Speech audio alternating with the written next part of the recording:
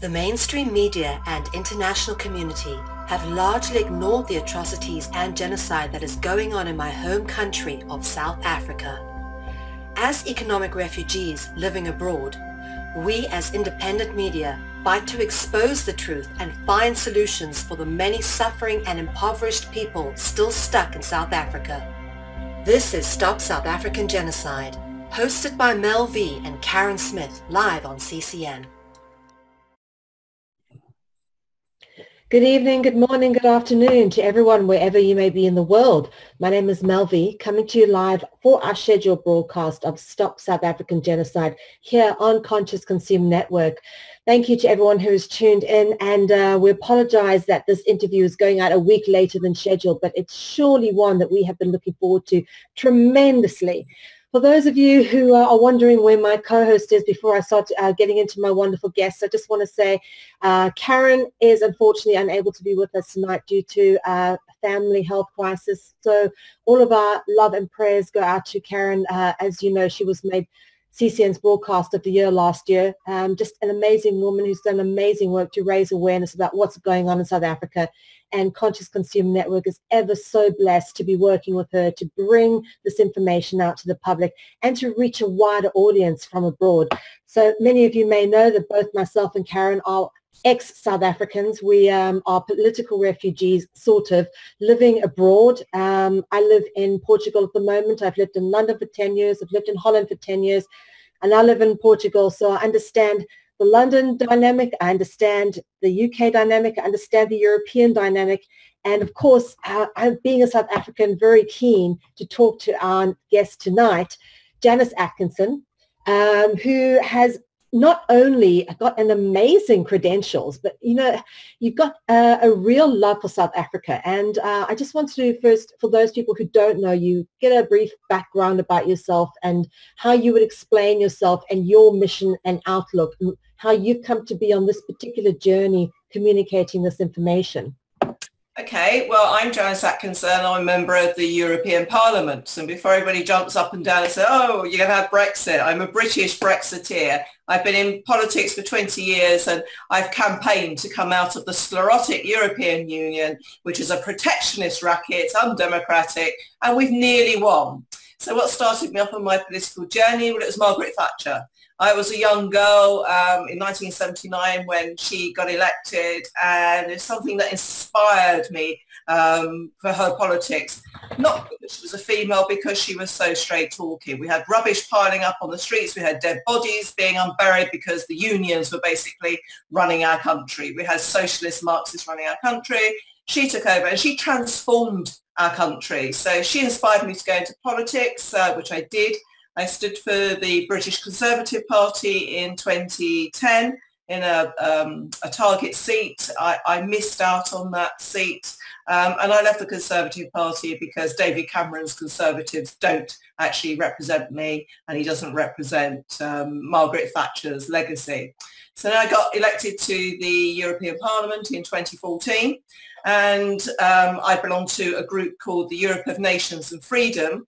We are 9 nationalities. We're the smallest group in the Parliament, but we all believe in the nation state, the sovereignty of the nation state, taking back control of our sovereignty, our nation state, our rule, our law, which is all passed down from the European Parliament, and taking back control of our borders and immigration, and having a loose alliance of countries that want to trade together and cooperate together, not as it is at the moment. So that's me. Okay, so before we get into the South African aspect, I live here in Europe, so this is very fascinating to me, obviously, and I've got so many things I'd like to throw at you. First off, the European Union, obviously not the most successful thing. There's a lot of people who live in Europe who have suffered. I myself currently in the Algarve see how it, for example, has affected farmers and the farming industry, and how sort of corrupt things have been playing out. is this, I mean, we don't even know, like when we pay our taxes and it goes to the European Union, who the parliamentarians are that are representing us. I can't even name one of them. That's embarrassing, actually, because normally if you're involved and you're an active community-like citizen, you know exactly who the political candidates are and that they represent your interests and that your taxpayer money goes towards creating a democratic society. But that's not how we feel here in Europe. It's this monolithic structure that's kind of imposed upon us in Brussels, and we actually have no idea who any of these people are and what it is they're doing. So taking money out the country, and we see more and more people homeless and deprived. Yeah, you're absolutely right. In the UK, that's partly why we Brexited, actually, because of the negative stories. I mean, luckily we've still got a sort of centre-right, a free press here, so they do report on the situation about where the money goes, etc. You talked about farming, common agricultural policy. Well, it actually just benefits the large landowners, the rich people. So it pays them to set aside their fields. Very few people know who we are. They know who I am because I go on television. I do interviews like this. I'm constantly on the radio. I'm on Fox News occasionally. I go on InfoWars from the States. I go on Russia Today. Occasionally I go on the BBC, but I don't get a very good reception from the BBC. But if you were to ask in the southeast of England, which is my constituency, who are your MEPs? Well, actually, in the southeast, they know who we are, because one is Nigel Farage, Chief Brexiteer. The other one is me, who's Mrs. Brexit, and the other one is a guy called Dan Hannan, who's also brilliant. And we've been campaigning to come out of the EU for years. But if you go to the rest of the country, nobody knows who these people are. But they actually like it like that because, as you say, it's a monolithic structure. I have no ability to create laws. I can't propose any changes to the European Union. I can't actually delete any or change any legislation, and we can't actually delete any legislation from our statute books, because what's handed down from on high from the European Commission, yes, we do vote in Parliament, but it's a sort of cosy cartel between Merkel's bloc, which is the so-called Conservatives, and the Socialists, and they just, so that it's just a fudge that gets through. Now, I can't amend any legislation. We can't propose legislation because that comes down from the unelected bureaucrats, which is the Commission. I mean, Jean-Claude Juncker is a drunk, he's a joke, but he's on hundreds of thousands of pounds a year. He has a grace and favour homes, he has a whole retinue of staff and security staff as well. Those people are not accountable to the ordinary people, but they like it like that. And most of the MEPs can just sit over in Brussels, take their money, because we're going to pay about £90,000 a year on current exchange rates. Every day I turn up for work, I get an extra €306 just by actually going there. We have enormous Mercedes that take us to restaurants, that pick us up from airports, that pick us up from the train stations. We have a very, very nice, cosy life. And why do they want to give that up? No. Why do they want to go on to programs such as this? Why do they want to go on to the BBC or their own national television programs? Because we're not held accountable to anybody. And it's a very, very nice life to have. So you can imagine the outpouring of grief from most of the MEPs that are sent by the people to Brussels for coming out of the European Parliament in a year's time. This is the whole thing about corruption. We see this happening in South Africa as well, is unfortunately, they get used to the money, they get used to the lifestyle, and then we can't effect any change. And it's almost like a mirror we're seeing everywhere. And when I hear you use terms like, socialist bloc, Merkel's bloc, I'm just getting like a flashback that history just seems to be repeating itself over and over again.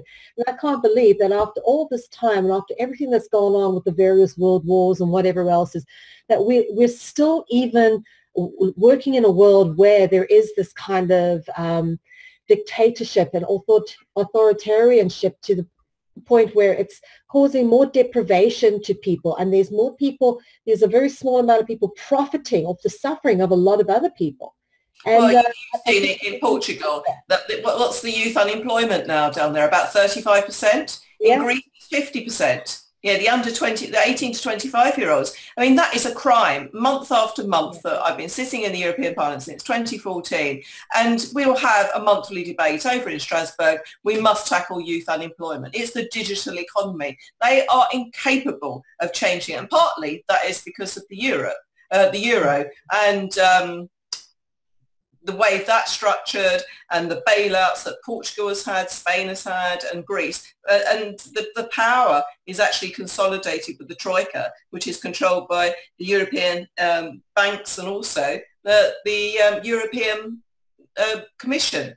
And so therefore, you know, the politicians, the homegrown politicians, the parliaments have absolutely no control, because the laws are actually coming down from the European Commission. Just as, I mean, we in Britain, we send about £350 million a week to the European Parliament. We're one of the net contributors, one of the very few net contributors. And countries like Portugal, where you live, it's just take. But what have you got to show for that? We got 35% youth unemployment. You've got a farming crisis on your hands. And do you benefit from the digital economy? No, because it's such an enormous structure. This trickle-down effect doesn't work, because they'll spend months and months and months debating in committee a small piece of legislation. Then it goes back to the Commission, then it comes back to the committees, and it goes back to the Commission, and finally we vote on something. It's taken them 2.5 years to get to grips, or try to get to grips, with the migration crisis.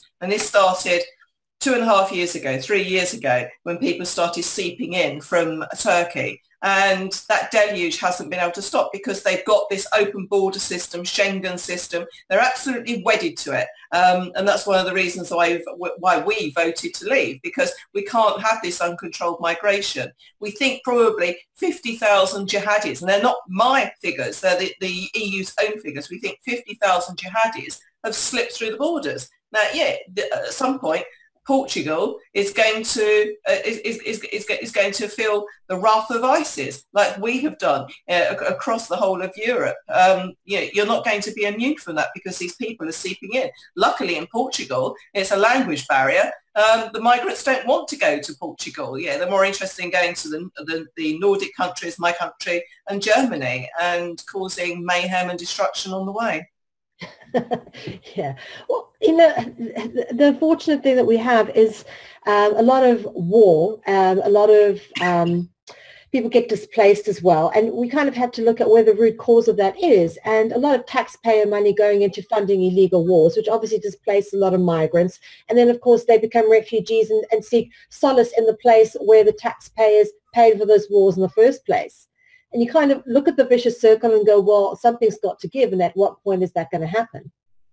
Well, I'm a visitor to Calais. You may have seen in the news recently, President Macron was visiting Theresa May last week, and he was asking us to actually pay up and take more of the migrants that are camped over in Calais. I'm the only UK politician, I think the only EU politician that has visited the Calais migrant camps the most. I've spoken to the mayor, I've spoken to the migrants in the camp, I've spoken to the police, I've spoken to the local officials. Now, 80% of those fit, young, healthy men that have trying to break into my country, and that have broke into various countries en route to get to Britain and Germany, 80% of them are economic migrants. They're not real refugees. So the real refugees have got lost in all of this. And we're also seeing people trafficked as well. The middle classes from Syria and from Eritrea and Sudan are paying around about £8,000 to £10,000 to be people trafficked across the borders. And of course, the open Schengen area, the open borders across Europe, they're not checking those people, because under Dublin regulations, they should be going to the first country and claiming asylum. They're not. They're economic migrants. And then we've got these so-called child refugees that are camped over in Calais as well, and in other countries. They've all been people trafficked, and miraculously, as soon as they're granted asylum, because they're so-called children, and a quarter of them actually have been found to be over 25, then they call their families for reunification. You know, and it's us that's got to pay for all of this. And you say about illegal wars, you know, Syria is safe now because the Russians intervened there, because that was just a sclerotic state of affairs over there. So Russia have interfered. They've stabilized the country. They've almost destroyed ISIS. So I would say that the people camped over in Malta, in Greece and Italy and on the French borders and my country, it's safe to go home. We should be repatriating them. And also to say to the fit young men who have all left their women behind, they've left their wives, their girlfriends, their mothers, their sisters. They've got to go back. We can't be we're told we can't have an a la carte trading relationship with the European Union once we leave. I say to the migrants, you can't have an a la carte system with which countries you want to live in. If you're a genuine asylum seeker, you should have claimed asylum in the first country that you came from. And of course, you're right about, the wars. We had the so-called Arab Spring. Egypt is in a complete and utter basket case at the moment, and Libya is completely lawless. We don't know who to go to negotiate about their borders. And of course, the people traffickers are operating. They're trading in human cargo, which is the most pernicious of crimes. And who created that? It was my Prime Minister, David Cameron, and Nicolas Sarkozy from France. And that's being exploited, with people being trafficked across Africa from the north and the Horn of Africa up through Europe. We've had the boats leaving on a daily basis, thousands of lives lost. And that's firmly got to be laid at the EU's door in France and my country, I'm afraid. Yeah. Well, the unfortunate thing about the migrant situation is it's also, as you say, made things very difficult for genuine refugees. And obviously, you're a big fan of South Africa. You know what's going on there. I myself am typically what you would call a South African refugee. But I've never once claimed asylum. I've never once claimed benefits. I've always been able to support myself and been able to integrate into the culture in which I was living in. And I've lived in a lot of different places. So that for me, I think, is the key. If you want to kind of come into a new culture, you've got to kind of take on their laws. But what I have noticed now, and having traveled up and down from Holland to Portugal by car, coming through France, was that we were absolutely shocked to see how very few French people there were. There were just obviously immigrants. So I don't even know how to speak about it without being disrespectful, but economic migrants. Yeah, but more to the point, they come with cultural habits that can be really offensive, like the way they cleanse themselves in public restrooms, to the point where the water's all over the floor and stuff. And that's just something that we in Europe don't really do. We use the restrooms in a different way because our cultures are different. And it's in these intimate things that I'm finding where the cultural collision is really starting to hit home for me. Always wanting to be one who's tolerant, having traveled and experienced many different places, wanting to be tolerant of other people's cultures. I'm starting to notice that it's getting up in our faces, and unfortunately it's taking over. And that's become a problem for a lot of people. And I think the whole migration issue becomes an interesting one when you start to look at those who really need it. I'm saying this about people like myself and like Karen, who brings people to the United States and pays for them to go through the process of seeking asylum there. People like myself, I've had to come over on a South African passport, but thankfully met a man who was European, was able to get married and have been able to stay here that way. But there's many other South Africans who could genuinely fall under refugee status. When you look at the crime rate and the violence rate that is going on there, it's more than a war zone. And their lives are genuinely in danger. And yet, no one in Europe wants to open up their borders to white South Africans. It's more difficult for us to be a refugee than it seems for these immigrants to keep coming in. I know. You've raised a number of issues there. Let's firstly go back to the cultural issues that we've had. With my own country, we've absorbed 2 million people since we opened our borders to the Eastern Europeans. Now, they've contributed to our society. Generally, on the whole, the polls have been great. They've upkept the building. Yeah, they have the same cultural background as us. We've had problems with Romanians, many Roma, and 90% of our ATM crime has been through Romanian crime and the Roma crime. But we can't send them back because it's all now part of the Schengen, and we had to open our borders in 2014.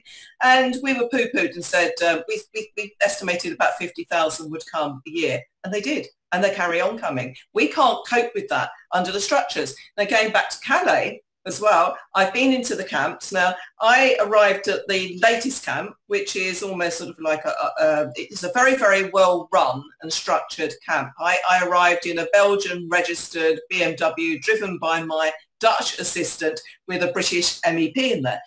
First of all, they refused to let me into the camps, but the migrants were allowed to come and go as they pleased. They're allowed to break into the ferries each night, the cars. They're threatening with violence and trying to break into the Channel Tunnel every single night. Now, they can be arrested and deported on that basis alone, but for whatever reason, Macron and his predecessor decided not to do that. Now, when I went into the camps, they had fantastic bathrooms. They had porta cabins of rows and rows and rows of toilets. There are about 30 rows of toilets. Only about 5 are being used at any one time. Look across to the field, and there were migrants defecating in the field opposite. That was their culture. They didn't want to go into the toilet. I'm afraid we can't have that sort of situation in my country. Now, I was looking up, and also you probably are aware of what happened in Germany 2 years ago on New Year's Eve, where there were an awful lot of attacks by the migrants that Merkel let in. She let in 1.2 million people. You can't absorb that many people from the Middle East and Africa. And they were raping women, they were also molesting women, and the mainstream media shut this down. But because of social media, we got it. That is totally, totally inappropriate. We were told by not just the Germans, but in Sweden as well, which is now the rape capital of the world. It's overtaken South Africa. I've looked up at the statistics on it, as much as we can find out what the rape numbers are in South Africa, because they're not recorded properly. Now, Sweden is one of the most tolerant, liberal, left-wing, almost socialist utopia because of their high incomes. They have now got the biggest rape capital. They're now the biggest rape capital in the world, and not just Europe, because of the amount of migrants that we have had to take in, and because they don't understand that if I want to walk around with a low neck top on, I'm allowed to. If I want to walk around in a short skirt, I'm allowed to. If I want to drink alcohol and get slightly tipsy, I'm allowed to. I don't have to be molested or raped by the incoming insurgents that we've taken into our country. And this is just so slowly unfurling. Now, when I've been in South Africa, I have heard this. There's lots of South Africans that said to me, it's harder for us to leave the country, to even get a tourist visa, let alone apply to go and work in another country. It's one of the things I'm going to discuss, Mel. I've actually got Dr. Corny Mulder coming over to the European Parliament on Tuesday. Now, he's the chief whip for the Freedom Front Party, Plus Party in South Africa. And we're going to be discussing the political situation. I was last in South Africa last November, and I was there during the Black Monday protests. So I came back, went straight into Strasbourg. That's where we have our platform for discussing human rights issues. And on Thursday, it's a very quiet day. Most people are going home. We just vote and then we leave. But during that day, they debate human rights from around the world. So first, as Parliament opened at 5 o'clock on the Monday, I stood up and I asked for a debate, an urgent debate of what was going on in South Africa, the politics, the human rights abuses. And there's a bit of scratching of heads and a lot of embarrassment, but basically I was voted down. And what I said to them is that human rights only matter for some of your pet humans around the world, certain countries, certain issues, but you won't debate what's going on in South Africa. And they also won't debate the human rights abuses by Muslims in Europe, because you can't mention Muslims and having a proper debate on that, on the rapes that are going on. They will not refer to that. They won't even refer to migrants causing this. You know, it's something that cannot be spoken about. And I'm afraid that debate was shut down. So I did have a go at them. You can find me, it can be found on my website. And I said, well, you guys are just interested in human rights for your own pet humans or your own pet human rights countries where you feel it's okay to denigrate what's going on and discuss what's going on and talk about the rule of law. But when I try to raise something like that and debate it, you don't want to do it. So I'm going to have my own debate. It's going to go live 5 o'clock, that's Central European time, on Tuesday with Dr. Courtney Mulder, and I've got the Vice President of my ENF group, Gerald Vannemans, who is a Flanders politician. We've also got the co-president of my group, who is a Front National, who is close to Marine Le Pen. I'll be hosting the debate and chairing the debate. We're going to live stream, and for your viewers and listeners, it's you can watch it also on Twitter. It's hashtag SA 2018 EU. But if you go to my Twitter account, Janice 4 Brexit, and then you'll see it on there. And we are going to talk about the political situation and what might happen in your country in 18 months' time. Wow. Okay. This is great. Okay. This is great news because, you know, let me just tell you, it's been a long time coming that we've been wondering, does anybody out there have any conscience? We've been shouting so loud about what's been happening, the farm murders, you know, the amount of people that have had to leave the country because we can't get jobs there because of the color of our skin. And, you know, I'm not being funny, but we get blamed because we're white for apartheid, and I myself have been labeled by black people as an apartheid apologist. And I'm going, oh, hang on. My family have suffered too under this regime. You know, I try to point out that there's certain things in history that we've actually been, unfortunately, told the wrong things. There's a lot of misnomers about, first of what apartheid really was, and secondly, the part that Nelson Mandela played in all of that. And for any South African who's lived there during this period of time as I did, you'll know that the country was no better after the presidency of Mandela than it was before. And yet he is praised as Saint Mandela.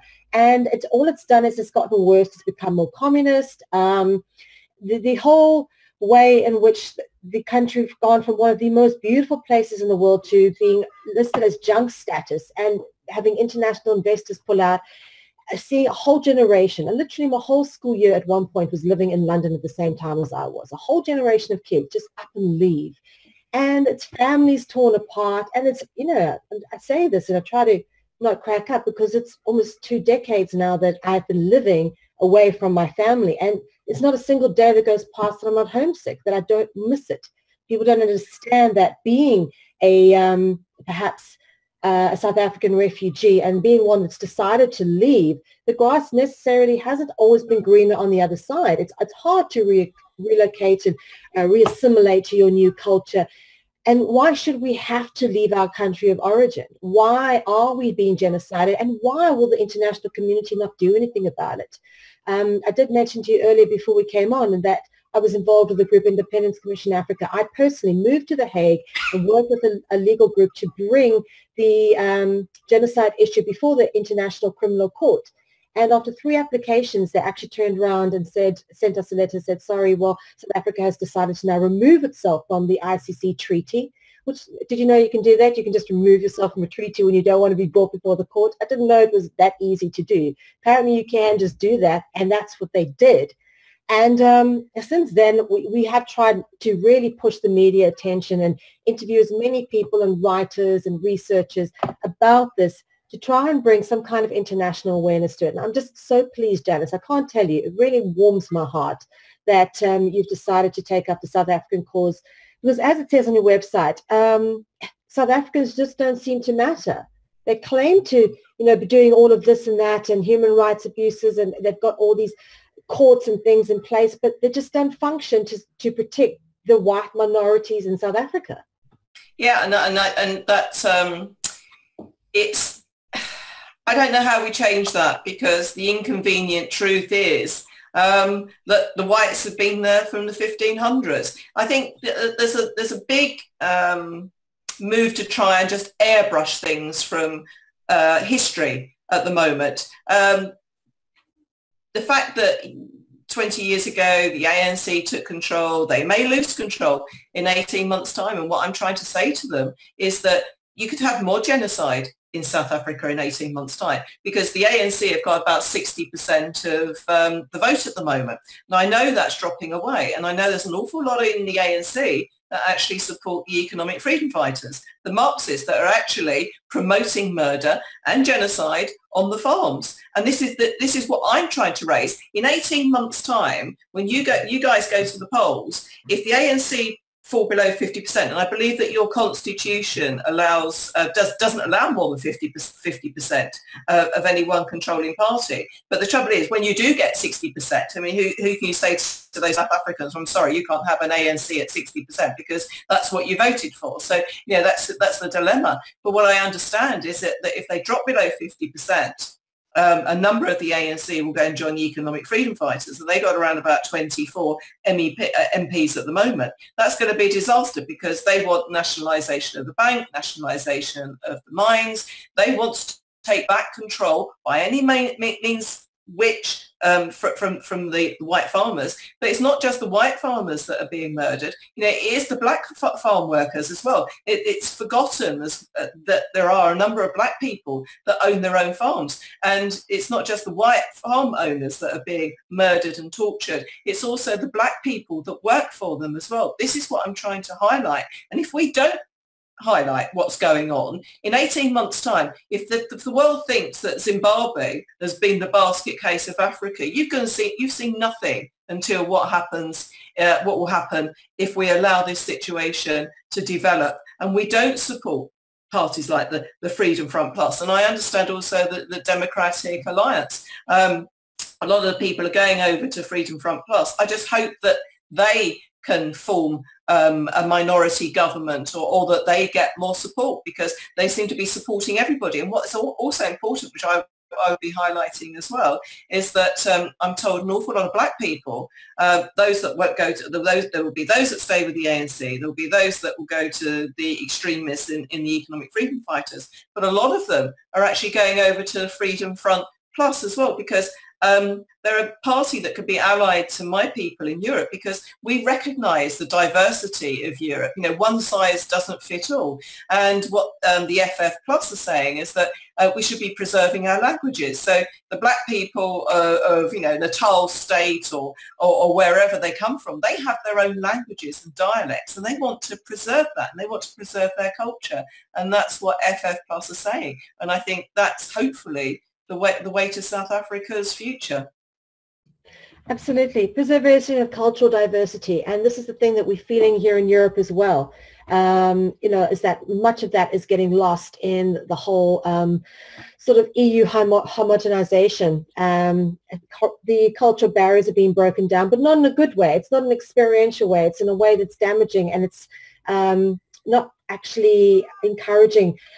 You know, just walking down any high street, you go through any part of Europe. I could be in London, you know, you see H&M, you see all the same shops, and you kind of, it all begins to look the same. And after a while, we're not going to have any diversity. So this is one of the problems we've always had in South Africa, and one of the reasons why we actually had economic policies in the 60s, which were put in place to preserve cultural heritage. It was the policy of the Bantustans. And unfortunately, the gentleman who put those in place, President Verwoerd, was actually assassinated, and history was airbrushed about what really happened there, but it really was, South Africa had no international debt, and a number of the international bankers got him assassinated as a result, because South Africa was not taking out loans from the World Bank and stuff like that. So we, you know, just touching on a few of the points that you were talking about there, I just want to go on further to say that we look forward to hearing more about what happens when you bring forward the issue of opening up the borders in Europe to South African refugees who are genuinely in trouble, because that's something that nobody has yet done. Yeah, I mean, you're absolutely welcome in the UK. I used to live in a town near Sevenoaks in Kent, and my sons went to various schools, and there are lots of South African refugees actually in Sevenoaks, and they were very welcome, because you assimilate and you fit in, and because you're culturally aligned to us, religiously you're aligned to us, and that what we're seeing at at the moment they're opening the floodgates to people that are not culturally aligned with us. Now, there is a big split in Europe at the moment where a right-wing Polish government, the Hungarian government headed up by a fantastic guy called Viktor Orban, Austria and other countries are saying we're not having these imposed numbers of migrants on them. They're culturally unsuitable for our societies. We don't have the mosques. But this is what the EU does. It tries to impose their logic, their thought process, their idea of diversity. And what they want to do is have this, as you say, this homogenous society, whereas one size fits all. And the Polish said, we're not going to do that. You know, we don't have terror on our doorstep because we've closed our borders. Hungary is saying, we don't have terror on our borders because we have closed our borders. And we're not going to allow what's happened in Sweden, in Germany, in France, and the UK to take over. And I think that may sort of break apart the EU. It won't just be us leaving for Brexit. It will be this imposition. But I have no religious faith myself. But I've sat in debates in the European Parliament where they said, yes, well, we should impose gay marriage on a deeply conservative Catholic country like Poland and like Hungary. And the guys in the MEPs representing those countries have said, well, hold on a second. You know, we've just come out of communism. It's only been 20 years. You know, the Pope is still almost God in our countries. And there's an awful lot of people that don't believe in abortion on demand, that don't believe, that believe in Catholicism, that don't believe in gay marriage. Now, I don't have a problem with gay marriage. I uphold the rights, though, of priests or the imam or the whatever religious affinity you've got, whose culture and doctrine goes back 2,000 years. They have the absolute right to say, no, you can't get married in a church. No, you can't get married in our temples if you're a Hindu or whatever. But the EU finds that really quite a disgraceful policy. And when this Polish MEP said, look, we need time to implement this. We can't just change our religious views and our culture overnight. One Swedish liberal MEP said to him, I find you abhorrent and I can't stand to be in the same room as you and breathe the same air as you. And that's the problem we've got. Now, that problem is an advantage because now Poland, Hungary and others are saying, well, oh no, we're not putting up this. I don't know what the situation is in Portugal. We rarely hear from Portuguese MEPs. There's one particular woman who's a pain in the neck, who's a socialist. And there's another one, I can't remember the name, who's very much a liberal, that is pushing these policies. Now, again, you know, Portugal is a very deeply Catholic country. But we rarely hear about the issues there. I can only talk about what's happening in the East, where this imposition of EU diktat is coming down to the people. The people are saying, no, we've had enough. And I guess, you know, in South Africa, you've still got a vast portion of people that are uneducated, they live in the townships, they're manipulated by the ANC. But hopefully as people are educated more, and again, this election, you know, in 18 months' time is so important that when I was there 18 months ago, when I was there a few months ago as well, I listened to the South African radio with the phone-ins, and there were some local elections and people were, the reporter was going out to the townships and there were 10 people living in a room small on this, say 12 by 12. And the reporter was saying, but you're still voting for the ANC. You know, for 20 years, you've been promised a toilet in your house rather than sharing it with 10 other people outside. You've been promised a kitchen and a bathroom. Why do you keep voting for the ANC? And there's still this absolute belief because of, you know, the helm of Mandela, you know, and that love is still being trickling down. Well, it isn't. But that blind faith, I think, is sort of falling away as it is in the EU. And as people become more educated, but you can only get those people educated if you change your government, because it's certainly not happening under the ANC, then I think, you know, South Africa will be a better society, and then maybe a lot of you refugees can go home. Yeah. I tell you, that's what we'd much rather be doing rather than taking up residence in other countries. That's the one thing. You can take the girl out of South Africa, but you can't take South Africa out of the girl. And just, I have 2 decades of living outside, and I've still got that, feisty bush spirit, and very much still feel like what I am, which is of Boer descent. And that'll never leave me, and people just don't seem to understand that it's not a case of just, running away. I would love to have been one of those people that have stayed behind and have somehow managed to pursue my career. But doing what I wanted to do, I actually had to leave the country because they put in power or in place these policies of Black economic empowerment, which disallowed white people from seeking jobs in certain artistic fields. And well, that was when I was like, okay, well, London, here we come. And I was actually over there on a working holiday visa trying to just work out what I wanted to do next. And as a result, managed to get into my field of choice. But at the same time, also was lucky enough to be able to marry. Otherwise, I wouldn't have been able to stay in the UK. And that's the problem with the South African passports that people don't seem to understand, is that, yes, they are welcome in places like the UK. And I know that every company I ever worked for loved when they heard I was South African, because they go, oh, you guys work hard. And yes, we do, kind of thing. And it always was that way. We had that reputation. The problem is that the South African passport is still very much like, a millstone around your neck. It's very difficult to get asylum. It's very difficult to get transfer. And the big problem is we've got maybe over 2 million people, South African, white, coloreds, and if you include the Black people, it's way, way, way more, who live in a situation where they don't even have an address to which they can register a visa or a passport. So there's no chance in hell they'd ever be able to even think of becoming a refugee in another country or seeking a better life elsewhere. There are those who are still very much stuck in absolute dire straits. And, we are seeing that number growing rapidly every single day. And something's got to give. You've got the skills gap where you've got this whole generation who's kind of has made it overseas, myself included. And then you've got all these people who are ending up in squatter camps, minimal education. You've got the farm murders going on, where soon we'll have no farmers and then no food. And people just don't seem to realize from the outside world how absolutely dire and desperate it is. And again, we want to thank people like you who have some kind of voice in the international community, because there needs to be more attention paid to the situation. I don't think people really get the kind of dub white people with, oh, you're getting what you deserve for apartheid dogma, which is very unfair.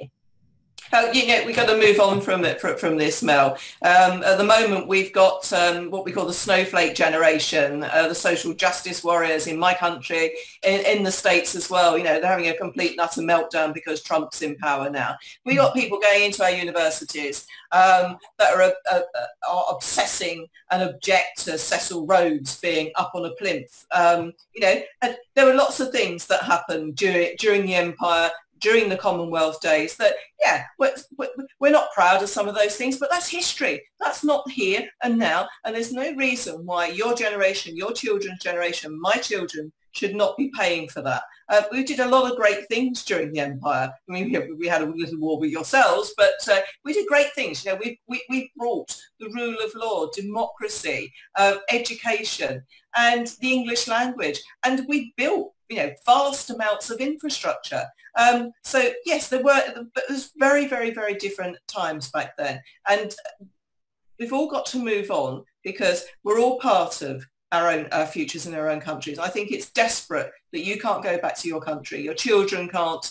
And when I look at South Africa, I mean, what a fantastic country. Your wine lands, absolutely marvellous. I've seen some of the projects that the wine land owners are doing with the townships and giving Black people a chance. Whole families are moving in. They're moving into the hotel industry. They're training them, educating them. There's some fantastic programs going on. That will all stop in 18 months' time if your country doesn't get to grips with the corrupt ANC, or the people that are corrupt within the ANC and these economic freedom fighters. I mean, we got a bit of a crisis like that going on at home here at the moment. We've got the Marxists in charge of the British Labour Party at the moment. If they get control of our country, then like South Africa, money will just go offshore. There will be no investment. You've got a fantastic tourist industry. It's beautiful going around. You've got conservation up in the farms and on the safari areas. Your people have got to be educated to say, look, this is what's gone on in Zimbabwe and some of the other basket cases of Africa. Please don't let our country descend into that. It isn't the whites that are keeping you subjugated into the poverty. It's still the ANC that are keeping you in the townships, that don't offer you the opportunities. Yeah, but don't blame the white people for this. They've been here for 500 years. 20 years ago, they had a landmark election, and things should have changed on. Things should have got better. But until you get to grips with the corruption of the police, you start actually issuing the proper crime statistics for rapes, murders, etc. And I see the arguments that go on within your media on the letters pages as well. And there's a lot of fake news saying about the statistics and arguing about some of the situations that go on in the schools.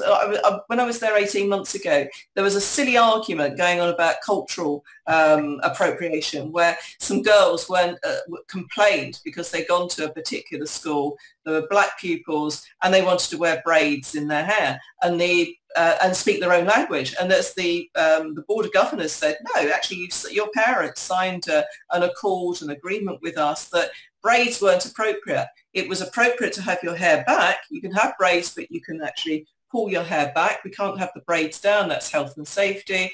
But please don't speak your own language. The whole point of coming to this school is that you're educated. You're educated in English. You speak English. You speak English properly. Then you're employable. You're employable in the banks in our country. You can go to the international community because people understand what you're saying. If you continue to speak your own language in the school area, people don't speak the many tens of dialects that you have in your country. Your common language is English. I know there's Afrikaans as well that's taught alongside school. And some people speak, there are a number of Dutch speakers across Europe, but the international business language is English. And the ridiculous arguments that were going on in newspapers, the girls have the right to do this. Well, no, actually they didn't. If you want to speak your Afrikaans dialect and you want to have your braids hanging down, then fine, go to a local school, choose the school that's appropriate for you, but don't try and drag everything else down.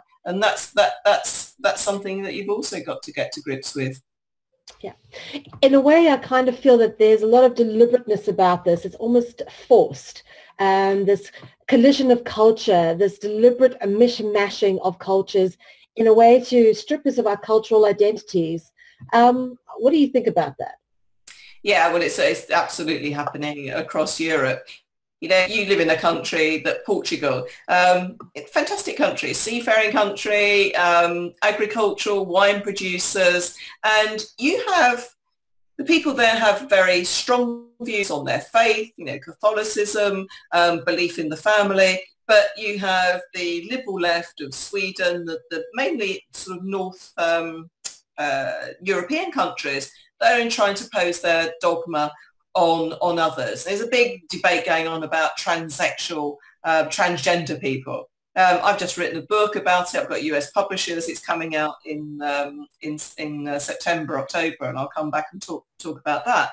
But again, the biggest debate that the Parliament can have sometimes is whether we should have transgender toilets, so gender neutral toilets. And I know that same argument is going on in the States at the moment. That's not the issue that is facing us. Having this agenda forced on 5-year-olds in primary schools, and also when you come to puberty, when you're 11 years old and you start your period, you don't want to go into a loo where there's possibly boys in there identifying as females, or you don't want to go into a gender neutral toilet because you don't want to share the fact that you're going through your menstrual period and it's embarrassing enough in front of girls and women. Your body's changing. You don't want to do that in front of a load of boys that can share the same toilet, or even a man that is now identifying as a woman. This is what they're obsessed about, so-called sort of gender equality. We've got gender equality in Europe. We had this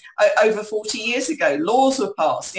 There is no difference in wages in the northern part of the country, and in the east of Europe, well, there's very different reasons why there's wage equality. Women work part-time. Women decide to stay at home. Now, if you listen to the Germans, the Swedes, etc., we should all be forced out to work. Now, I don't care who goes to work in a family. It's more economic. We've got more house husbands growing year by year. I think about 12% in Britain, where men stay at home to look after the babies. I don't care who it is. We just have to create the environment that we allow people to stay at home. But if you listen to the socialists in Sweden, Norway and Finland and others, they're trying to, and this it's also happening sort of in Poland and Hungary as well. No, you can't stay at home. You should all be out there earning a decent wage and contributing to the economy. Well, yes, that is important because our GDPs are important, but it's also important that it's about choice. So if I choose to stay at home and look after my children and not have a job, if my husband chooses to do that, it doesn't matter about the sex. We just have to create the taxation, give people back more in their pockets to provide for the family. And there's also this big debate about climate change. That is absolutely, it's another way of actually raising higher taxes. Green taxes, it contributes every pound that we pay in for electricity and utilities in my country, it's about 20% of that goes on green taxes. Now, yes, there is climate change going on. Absolutely. Now, we know we've got a terrible drought in Cape Town at the moment, and have been for the past few months because the rain's not coming. Yes, there is climate change going on, but it's not man-made. To them, that's sacrosanct. If you argue against that, you're a heretic. If you argue against transgender, you're a heretic, you're a bigot, you're a xenophobe. If you argue about closing the borders and migration, of actually choosing the migrants that you want to come to your country to contribute to your society and to take in the migrants that we actually need to do the jobs, then you're a bigot, you're a xenophobe, you're a racist. Migration has got nothing to do with race. It's all about just controlling the numbers. So these are some of the big issues that we face, and the human rights issues around the world, but they won't discuss the human rights issues that's happening in Iran. No, they couldn't have that on the agenda. Absolutely not. The fact that women are subjugated, they have to wear hijabs, they're not allowed to go outside, be educated, drive cars in Saudi Arabia, because that's an inconvenient truth for them. They don't like talking about that, but they're quite happy talking about the really terrible right-wing Polish government that's been elected by the people that is actually implementing the policies. They're happy to talk about that. They're happy to talk about the number one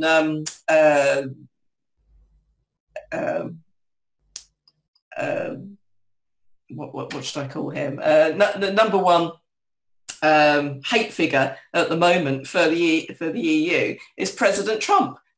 But what a man! He's actually implementing the policies that he says he's doing. He's going to build that wall. He is stopping migration. He's lowered taxes. Now, if I say in the European Parliament and even at home now, I'd like lower taxes. I want a flat tax of 15-20%. I want to put that back in your pocket so you as a family know how to spend your money better than I do as a politician. That's a heretic speaking in the Parliament.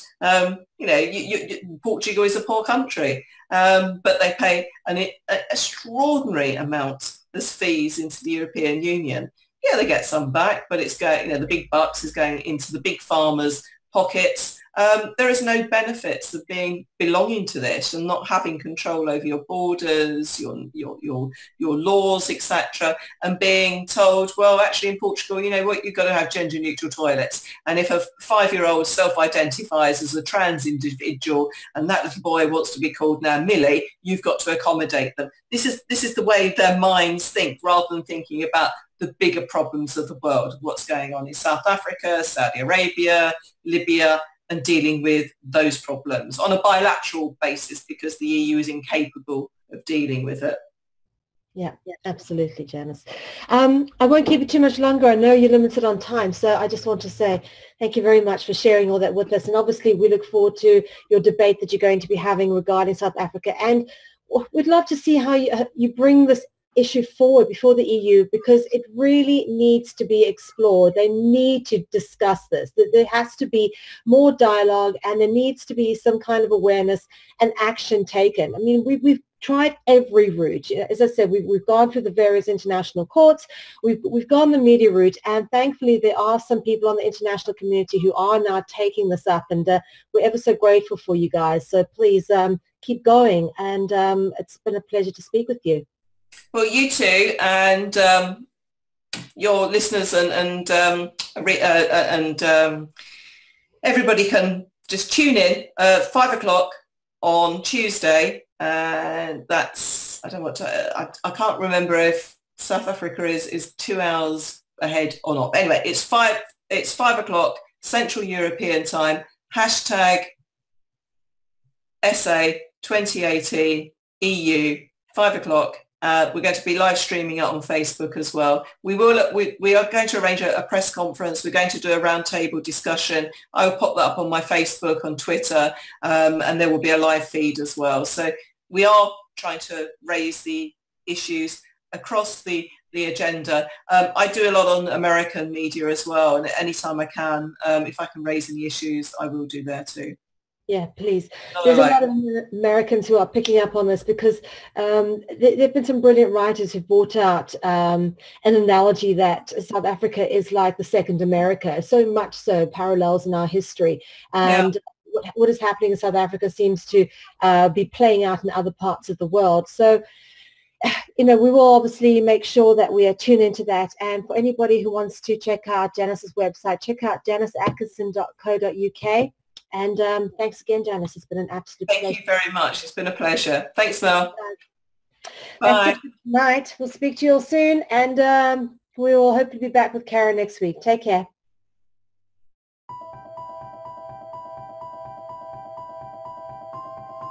Humanity has been on an epic journey of discovery, learning the truth about the world we live in. New discoveries about the true origins of humanity, ancient history, free energy, as well as the systematic corruption of world governments are now on the forefront of our daily reality. Is the world headed towards destruction based on control and power? Or is an opportunity now being presented to shift and uplift into a higher consciousness? My name is Mel V, co-founder and creative director of Conscious Consumer Network, an independent broadcast network that was launched on the 1st of January 2015. In the last 3 years, Conscious Consumer Network has broadcast over 2,800 shows in multiple languages, featuring guests from across the world, whilst creating media that is aimed at the creation of a free, fair, peaceful, just, sustainable world. Conscious Consumer Network provides full training and an interactive support network for all broadcasters, and we are always looking for inspiring and educational content. Hi, this is Lady Liberty. And this is Mira Siegel. In 2018, Conscious Consumer Network has expanded to multiple broadcast locations, increasing our availability and reach across the world, remaining on the cutting edge of independent media. If we wish to create a better world, we must first create better media, geared towards real education instead of indoctrination. You guys really are what changing the world is going to be about. It's educating kids at a grassroots level. Having become a pillar of stability in the turbulent world of independent media, we have even more going on in 2018. Conscious Consumer Network is a publicly funded network, and we rely on all of you to keep us on the air. Show your support for independent media by donating to our 2018 Network Support Fund. Dare to seek a better world. Support independent media.